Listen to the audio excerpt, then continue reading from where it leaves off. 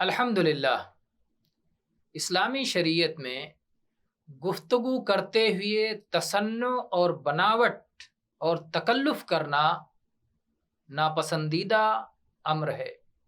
اس سلسلے میں عبداللہ ابن مسعود رضی اللہ عنہ کی حدیث ہے کہ نبی کریم صلی اللہ علیہ وسلم نے فرمایا ہلک المتنطعون۔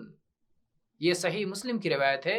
آپ نے 3 بار فرمایا متنطعون، تنطع کرنے والے، مبالغہ کرنے والے، تکلف کرنے والے، گہرائی میں اترنے والے، بال کی کھال نکالنے والے ہلاک ہو گئے، تباہ ہو گئے، برباد ہو گئے، لایانی بحثیں کرنے والے، کٹ حجتی کرنے والے، ماورائے عقل باتوں میں دخل دینے والے، اس طرح کے لوگ جو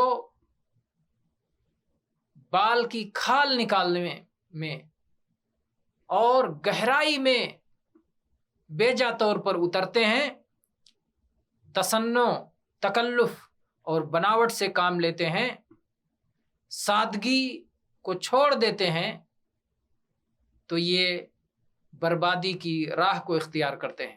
اسی طرح سے ایک اور حدیث میں نبی کریم صلی اللہ علیہ وسلم نے فرمایا ان اللہ یبغض البلیغ من الرجال الذی یتخلل بلسانہ کما تتخلل البقرہ۔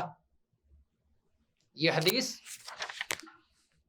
امام ابو داؤد اور امام ترمذی نے روایت کیا ہے، اور اسے امام ترمذی نے حسن قرار دیا ہے کہ اللہ تعالیٰ ایسے لوگوں کو سخت ناپسند کرتا ہے جو فصاحت و بلاغت چھانٹتے ہیں اور اپنی زبان سے ایسے چبا چبا کے بات کرتے ہیں، جگالی کرتے ہیں، جیسے گائے جگالی کرتی ہے اور پلٹ کے اپنی چیزوں کو چباتی ہے اور زبان کو پھیرتی ہے۔